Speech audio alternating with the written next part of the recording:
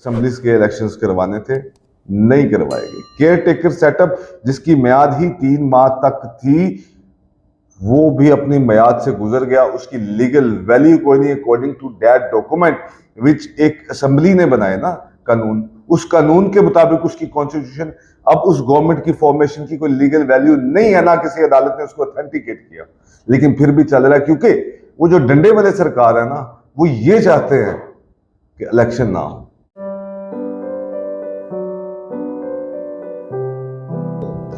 अस्सलाम वालेकुम, मैं हूं यासिर मलिक एडवोकेट और आप देख रहे हैं एस्केप फ्रॉम केज। पाकिस्तान का जो तालीमी सिलेबस है, वो उसके अंदर एक चीज़ है इस्लामियात, दीनियात और इस तरह की बहुत सी इखलाकी चीज़ें। लेकिन एक हदीस जो नबी अकरम सल्लल्लाहु अलैहि वसल्लम ने फरमाया, वो हम सबको अज़बर है। वो ताकतवर है, वो गरीब है, वो अमीर है, वो पढ़ा लिखा है या नहीं है, हर कोई उस हदीस के बारे में जानता है, आपके फरमान के बारे में जानता है। वो हदीस कुछ इस तरह से थी कि अगर मेरी बेटी फातिमा भी चोरी करेगी तो उसके भी हाथ काट दिए जाए। ये सब कुछ पढ़ने के बाद, ये सब कुछ माशरे के अंदर हमने देखा, हमने माना, हम बड़ी बढ़ चढ़ के ये सारी बातें आप सरकार सल्लल्लाहु अलैहि वसल्लम के फरमान एक दूसरे को सुनाते हैं, एक दूसरे की इखलाकी तरबियत करने की कोशिश करते हैं। और उसी माशरे में जहां बचपन से ये हदीस सुना दी जाती है, आपको एक लाकानूनियत नजर आती, आपको इक्वालिटी नजर नहीं आती, आपको इंसाफ हो, तालीम हो, माशियात हो, यानी कि किसी भी शोबे के अंदर कोई भी चीज हो, वहां पे आपको एक तबकाती फर्क नजर आता। तबकाती फर्क कौन सा? कि कानून वही होगा जो ताकतवर चाहेगा। तो फिर वो कानून बनाने से फर्क क्या पड़ता है जिस कानून को हमने मानना ले। इंसाफ का निजाम एक कमजोर के लिए जिस सुस्त रवि से चलता है, एक ताकतवर के लिए उतना ही तेज चलता। जहां देखिए सिर्फ आपको माफियाज नजर आते। आप माशी तौर पे आए तो एक तबके को कारोबार करने, प्रॉफिटेबिलिटी, हर चीज के वो मौके प्रोवाइड किए जाते हैं जिसकी मिसाल कोई।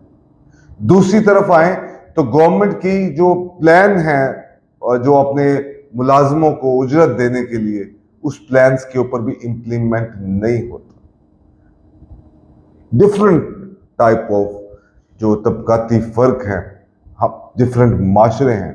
एक इलाके से निकल के दूसरे इलाके में चले जाओ तो एक अजीब तरह की फिजा और एनवायरनमेंट, एटमॉस्फेयर सब कुछ बदल जाता है। ये उस माशरे का हाल आप लोगों के सामने बयान किया है, जहां पे हमने नबी अकरम सल्लल्लाहु अलैहि वसल्लम की जिंदगी को पढ़ा, बचपन से इस्लामियात की किताबों में, उर्दू की कहानियों में, और हर जगह पे हमारा ब्रोटअप ऐसे हुआ, जहां पे माँ अपने बच्चों को ये बातें सिखाती है, ये बातें बताई जाती हैं, सच बोलने का कहा जाता है, इखलाकियात की बात होती है, इस्लाम मुसावात का दीन है, दर्स देता है, इक्वालिटी जरूरी है।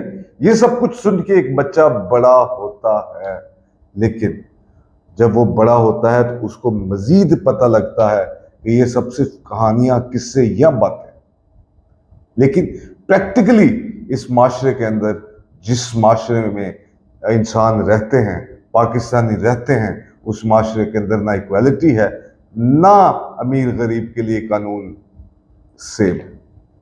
कानून सेम भी हो, लेकिन ताकतवर जिसको सजा देना चाहेंगे उसको सजा मिलेगी, जिसको सजा नहीं देनी उसको ये सजा कभी नहीं मिलेगी। ये सारा बिल्डअप करने का मकसद ये है कि हम एक कानून बनाते हैं। हमने जो असेंबलीज हैं उनको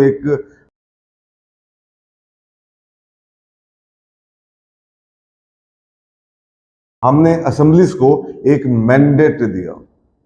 उस मैंडेट के तहत उन्होंने उस जगह पे कानून साजी करनी, वो कानून बनाने हैं जिन कानून पर इंप्लीमेंट करके हमारे माशरे में चलना है।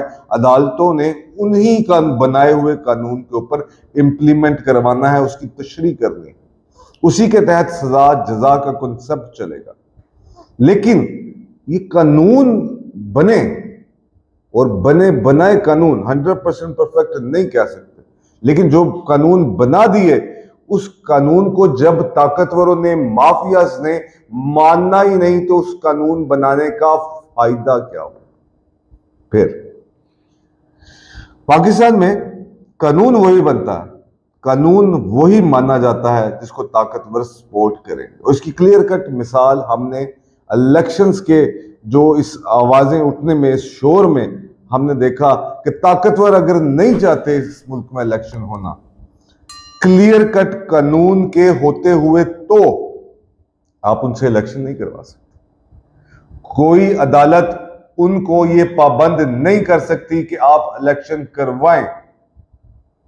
जब केपी के और पंजाब की असेंबलीज के इलेक्शन करवाने थे, जब इमरान खान ने असेंबलीज डिसॉल्व की, तो वो एक खिलवाड़ कर रहा था सिस्टम के साथ।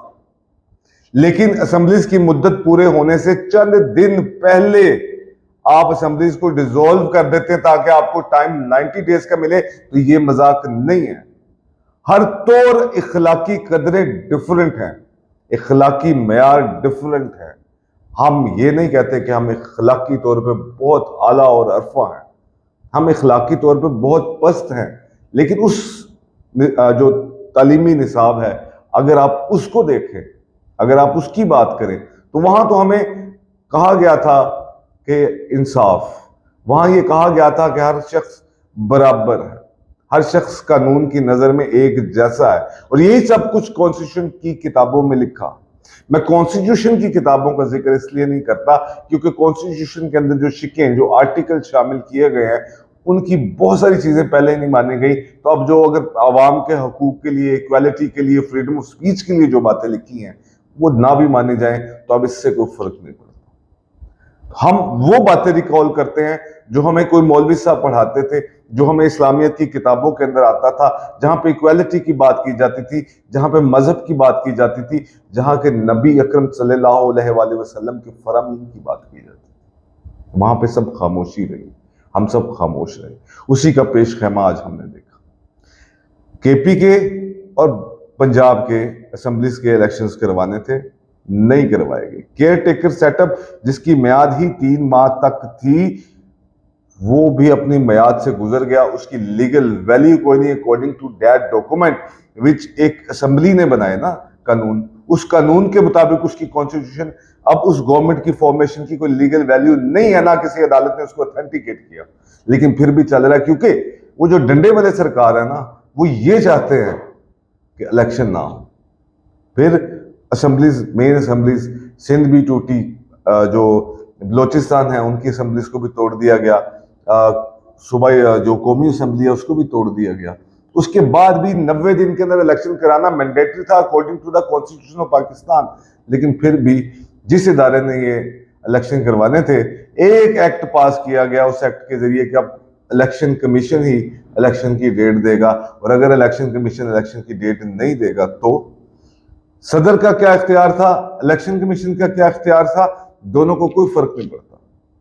सदर इलेक्शन की डेट देगा, इलेक्शन कमीशन मानने से इनकारी होगा, सदर को पावर देता है कॉन्स्टिट्यूशन ऑफ पाकिस्तान, जबकि इलेक्शन कमीशन के पास एक एक्ट मौजूद है कॉन्स्टिट्यूशन, और अगर एक्ट के अंदर किसी किस्म की कोई कॉन्ट्राडिक्शन आएगी तो मानना कॉन्स्टिट्यूशन ने जाना है। ये बात हम सब जानते हैं, लेकिन नहीं जानता तो चीफ इलेक्शन कमिश्नर नहीं जानता, क्योंकि उसके पीछे जो बाबू डंडा लेके खड़ा है, उस बाबू ने बताया है कि तुम्हारा यहां पे कोई कुछ नहीं बिगाड़ सकता। और सिर्फ बताया नहीं है, उसने करके दिखाया कि आपका कुछ नहीं बिगाड़ सकता। पाकिस्तान की अदालत तो कम से कम कुछ नहीं बिगाड़ सकती, और हम पाकिस्तानी तो खामोश हैं। हम सिर्फ झोलियां उठा के इन लोगों को बद्दुआएं देंगे कि जो होगा इनके साथ क़यामत वाले दिन ही होगा। हम अपनी जगह सही पे, हम अपनी महरूमियों पे, हम अपनी तमाम चीजों पे जिस तरह भी खामोश हैं, हमें खामोश ही रहना चाहिए। रहिए खामोश। कौन नहीं चाहता इलेक्शन हो? ताकतवर नहीं चाहता इलेक्शन। क्यों नहीं चाहता इलेक्शन हो? इसलिए नहीं चाहता कि इमरान खान गवर्नमेंट में आ जाएगा। इमरान खान गवर्नमेंट में आ जाएगा तो क्या होगा? इमरान खान गवर्नमेंट में आ जाएगा तो शायद वो इतना कठपुतली नहीं होगा जितने की पीडीएम गवर्नमेंट और दूसरे लोग इनको किराए पे मिल जाते हैं।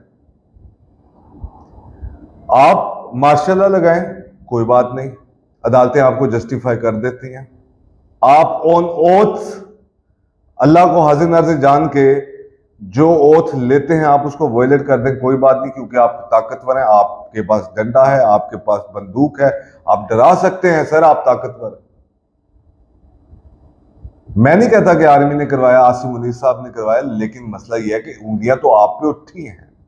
मेन स्ट्रीम मीडिया के सहाफी जितना बोल सकते हैं वो आप पे उंगलियां उठा रहे हैं। और जनरल बाजवा साहब पे तो जैसी उंगलियां उठी हैं, उनका तो कोर्ट मार्शल फर्ज हो जाता। अगर कोई माशरा इक्वालिटी के ऊपर, कानून के ऊपर चलता, उसकी अदालतें आजाद होती। अगर बाजवा साहब को सजा ना मिलती तो हामिद मीर साहब या इस कंपनी को सजा मिलती जो इस तरह की बातें कर रहे थे। लेकिन इस मुल्क के अंदर ऐसा कुछ नहीं हुआ। मेन मुद्दा क्या है? 90 दिन के अंदर इलेक्शन। कौन नहीं चाहता? ताकतवर नहीं चाहते। क्यों नहीं चाहते? इसके पीछे भी तो कोई हिडन एजेंडा है। आप सिर्फ एक बात सोचिए, पाकिस्तान में कोई भी आला ओहदेदार हो, उसके बच्चों की तालीम यहां नहीं, उसके घर वालों का इलाज यहां नहीं, उसका कुछ भी यहां नहीं, उसकी कोई स्टेक पाकिस्तान में नहीं है। वो एक गोरा बाबू है जो देसी स्किन के अंदर हम लोगों पे हुक्मरानी करता है, जिसने ये अहादीस पढ़ी हैं, जिसको बचपन में ये अहादीस पढ़ाई गई थी, लेकिन इसके बावजूद भी खामोश रहा। उसने अपनी ताकत को किया, उसने माल जमा किया, लेकिन जब ये यहां से चला गया तो वो आराम से दूसरे मुल्क के अंदर जाकर कॉफी का कप उठाकर ये कहेगा कि पाकिस्तानी कौम का कुछ नहीं बन सकता, और बड़े बड़े लेक्चर देगा टीवी के ऊपर आकर। क्यों? जब इन लोगों के स्टेक नहीं है, जब जिनके हवाले हम अपनी किस्मत कर देते हैं, जिनको हम इस मुल्क ने इज्जत दी, जिसने सब कुछ दिया, जब उनका स्टेक यहाँ पे नहीं, इलाज यहाँ नहीं, खाना यहाँ नहीं, पीना यहाँ नहीं, सब यहाँ नहीं, तो वो पाकिस्तान की तरक्की के लिए कैसे काम करें? चाहे वो जर्नल्स ही क्यों ना हो, जजेस ही क्यों ना हो, ब्यूरोक्रेसी ही क्यों ना हो। जहां चाहे, जैसा चाहे, जो रूल्स मर्जी बनवा लें, असेंबली उनके लिए तैयार बैठी है, क्योंकि उनके हाथ में एक डंडा मौजूद है। और डंडे से तो सबको डरना पड़ेगा, क्योंकि ये पाकिस्तान। आप एक दफा इनको मोल्ड करें, कानून की एक लेगेसी को चैलेंज करें, आप उसको, कानून को तोड़ दें, अदालतों की बात ना माने किसी एक मामूली सी बात के लिए। लेकिन जब आप एक दफा ये कर सकते हैं तो आप बार बार ये कर लेंगे, आपको रोकने वाला कौन? पहला कतरा ही बारिश का आता, उसके बाद तो बारिश छमाछम होती है, जो मर्जी करे, जिसको शर्म नहीं वो जो मर्जी करे। और तकरीरें आज भी शहबाज शरीफ साहब, नवाज शरीफ साहब, इमरान खान साहब, सब जो है वो तकरीरें यहां से शुरू करते हैं। वो जाके हमें इस्लामी हीरोज के नाम लेते हैं, उनके किस्से सुनाते हैं, बड़े बड़े दुख तकलीफ की बातें करते हैं, और हर जगह पे करप्शन होती है। हमजा शहबाज का हमारा यह हाल था कि हमजा शहबाज बच्चों को जाके कहता है कि बच्चों करप्शन होती रहती है, करप्शन बड़ा मसला नहीं है। चलें, अब ये हमजा साहब की बात होगी, हम इसके ऊपर बात नहीं करते। लेकिन कहाँ है इक्वालिटी, और क्यों है इक्वालिटी? क्या मसला है इस एस्टेब्लिशमेंट को? कहाँ गई अवाम की ताकत? कहाँ गई जमहूरियत? कब तक मलूकियत के दौर में जीते जाएंगे? ये मलूकियत ने पाकिस्तान के हालात को बेहतर नहीं किया, बल्कि मजीद बर्बाद कर दिया, खत्म कर दिया, तबाह कर दिया। लेकिन कोई बात नहीं, हमें खामोश रहना है। हमारी जिंदगियां पैथेटिक, बदतरीन सूरत हाल के अंदर चली गई, लेकिन हम फिर भी खामोश रहे।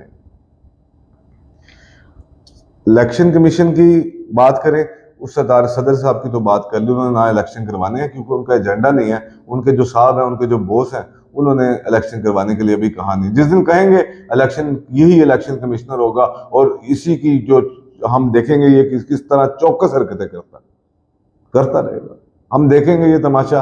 और हम शायद भी चाय के कप, पानी की बोतल या पानी का गिलास हाथ में पकड़ के ये कहेंगे इस मुल्क का कुछ नहीं हो सकता। वो भी खामोश है जो ताकतवर है, जिनका पाकिस्तान के अंदर स्टेक कोई नहीं है, और हम भी खामोश है जिनका सब कुछ पाकिस्तान के अंदर ही है। तो मर्जी है आप लोगों की। इसके साथ लाकानूनियत की इंतहा देखनी है तो इमरान खान का केसेस देख ले। इमरान खान के ऊपर 200 से ज्यादा FIR।